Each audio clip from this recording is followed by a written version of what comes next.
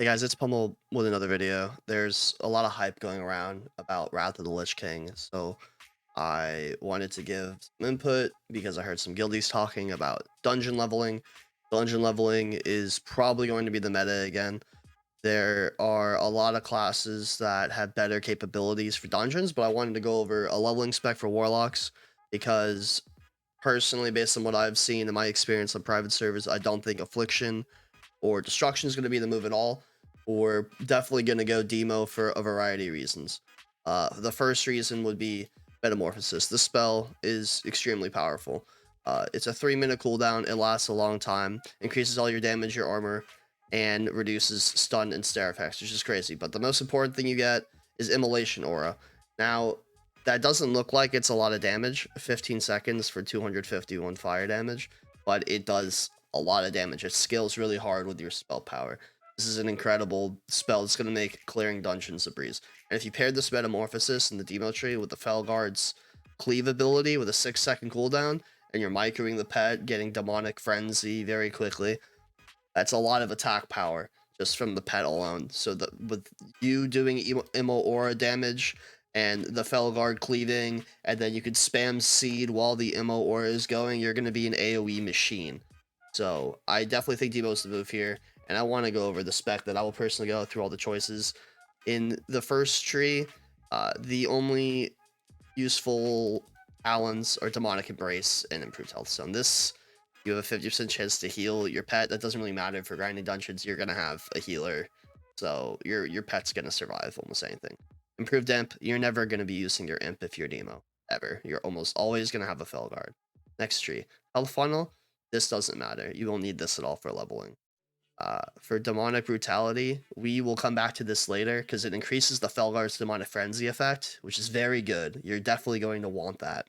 But this is more important at the moment. Fel Vitality increases your maximum health and mana by 1% and increases the stamina of all your pets. So we're going to take 3 of those. We're going to put 2 into those into the next tree. Feldom, you need Feldom. If your Felguard dies to something stupid, then you can get a new pet out instantly. You need that. Soul Link, reduces all your damage taken by 20%. This is a no-brainer.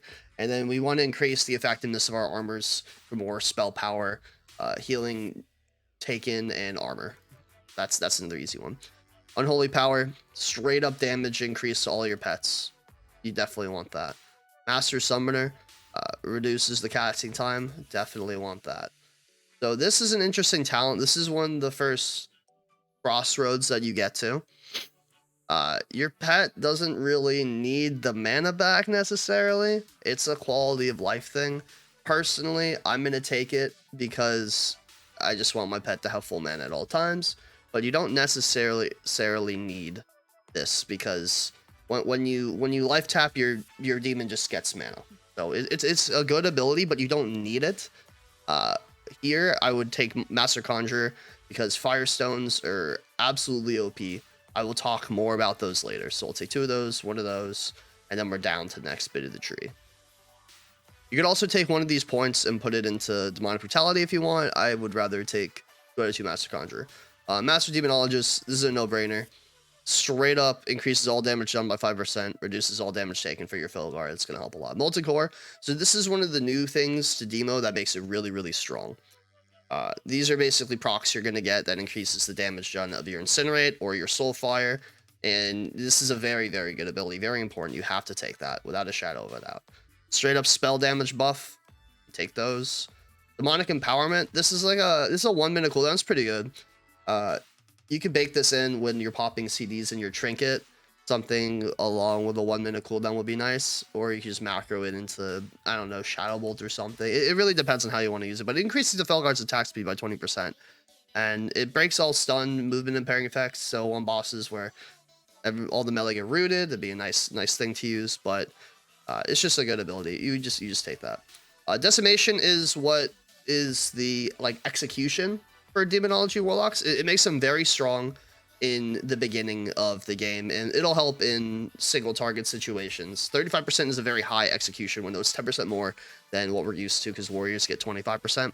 So and it also Soulfire doesn't take a soul shard. So you're sitting there getting molten core procs, increases the damage done by 18%, and crit for 15% of your soul fire, and you're getting free soul fires with reduced cast time. 40% reduced cast time. It's very strong, and it's a fun executability. And once you hit max level, you're gonna be critting like 15, 17k in decent gear. It's gonna be really fun. Demonic tactics, yeah, it's just extra crit and damage. You just need that. Demonic resilience, you can skip this talent completely. This is a PvP talent. I don't even look at this twice. You need summon Felguard. Reduces your meta, your Feldom, and demonic empowerment by 30%. Definitely very good. You take that. And this is Demonic Pact is the cream of the this is the reason people take demo locks to raids, and this will help in dungeons, but it's just really good. It increases your this just increases your spell damage straight up, and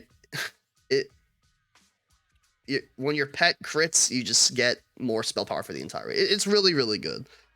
This increases your demon's crit by 30% of your crit. This is good. I'd take this as well, and you take meta. And now you have 4 points left. So you have a lot of options for these last 4 points. That's really the highlight of what I wanted to talk about right here. So you can opt to do 4 out of 5 Shadow Bolt. This will help your single target damage extensively. Shadow Bolt in Wrath, when you talent it this way, increases the spell crit chance against the target by 5%. So if you're in a caster heavy dungeon cleave comp, this would be very useful for your single target. You can also go over here and take the extra hit percent if you're struggling for hit. I don't know how important the hit talents are going to be when you're in the dungeon, so this might not necessarily be what you want. You could also use Curse of Agony. You could also just put it into Corruption, increasing the crit strike of your seed. This might be really useful for just dungeon cleaving everything if you're just straight up going at it and don't really care about the single target if your group has really strong dungeon cleave. Personally, I think I'm going to go into Improved Corruption for that increased seed critical strike. That will be very useful in my dungeon grind. In the real spec, you would go down probably to Ruin, because the increased crit on your soul fire is absolutely ridiculous. So that's it. That's it for the spec. So now, something that doesn't really get talked about is the glyphs. Glyphs are very important in Wrath, but a lot of the glyphs you don't even get access to. And if you look, there's a level with each glyph, but not every glyph can be made at that level with inscription. There's a lot of glyphs that are found through discovery. I would encourage you to look at the inscription database for Wrath of the Lich King. I will leave this link in the description below. And you need to sort it by source. First of all, the skill, we're only going to have a max of 375 in the pre-patch. So if it's 385, instantly, we can't get it in pre-patch. So it will not be useful in dungeon leveling. If you want Adrenaline Rush rogues, unlucky. But the good thing we're here to talk about Warlocks. You have to sort by vendor or trainer. That is what we want. But these are all 400. The first one that I already went through these previously, so I'm going to tell you what I would pick, and that would be Healthstone, 30% more healing from a Healthstone, better than nothing, and then Shadow Bolt, reduces the mana cost of your Shadow Bolt with 10%. We're only going to get 2 slots. I think you get the last one at 75. The minor ones don't really matter. You can do that research on your own time. But Healthstone and Shadow Bolt, Healthstone is taught by the trainer. It only you get it at 95 inscription, and 30% more healing from using a Healthstone is never bad. It could save your life in the dungeon when you're cleaving your brains out. Then if you look at Shadow Bolt, only 165. That's your single target filler spell. Might as well reduce the mana. It's better than nothing. I'd be happy to take it. So once you have your spec, you have your glyphs, the next thing we're going to want to do is prepare our consumes. There are a lot of consumes, but I think the main things you need flask. I would buy around 20 to 30 flasks, and even if you have more than you need, you could use it for farming heroics once you're max level. So it's not a bad investment at all to have extra flasks. You want around 250, 300 food. That might be overkill, but again, you could just use them later. I would probably go in more mana pots than destruction. If you're life tapping, your healer needs to keep you up, and then your healer needs to drink, and then it slows you down. But you can, if you have the money, just buy the destruction potions. But if you're trying to be conservative, mana pots are fine too. You don't really need dark runes. If you're tryharding, I would buy some dark runes. But the one big thing you won't need to buy is weapon oil. That's because warlocks, fires, bucks.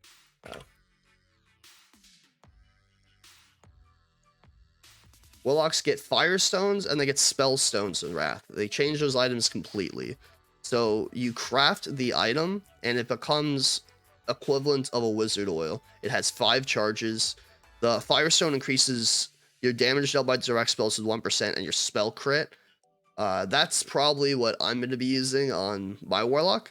But there's also the let's see if this works.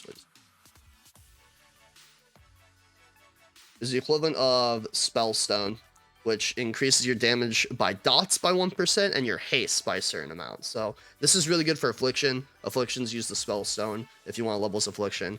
If you're leveling as Demo, I would definitely pick the Firestone to be used. But this also, it takes 1 Soul Shard, it has 5 charges, and you won't need weapon oils at all. So we're really happy about that change. But in terms of consumes, to summarize, around 30 flasks, 25, 30 flasks if you could craft it for one big leveling session. 200, 250 food. Some destro pots if you could spare the bag space and have the money for it. If not, you could get some mana injectors and save the bag space with your stacks of 20. Dark runes if you're a tryhard, and you don't need to worry about you don't need to worry about spellstones. And now this gets to the last portion of what I want to talk about. So I watched a stay safe video. I'm gonna link this below. And it shows off how long it should take in each dungeon per hour, how many runs, an estimation that you'll need, and how many hours. And this estimates around 41 hours if you're dungeon grinding straight up, going from Utgard Keep to Ankahet to Gundrak to Utgard Pinnacle. And there's other things you could do in between these. Like I would recommend picking up some of the dungeon quests at Azul Narub, right next to Ankahet, and just running through that once. That'd be a lot of XP that you don't want to miss out on. Maybe Violet Hold as well. But if you're following this dungeon grinding guide with a strong 5-man, with strong AoE, maybe a prop paladin, you're going to have a good time, and you're going to level pretty quickly. But that's all I really want to talk about today. Here's the spec one more time. I'm going to leave links to in the inscription so you can look at glyphs for your specific class or for warlocks below. I will leave a link to the Stay Safe video where I saw this chart because I did the math after the video and this chart is accurate in my opinion. And yeah, I hope you all have a great leveling session and you hit Realm First 80 and you're ready to grind it out. Hope you have a great day. Catch you next time.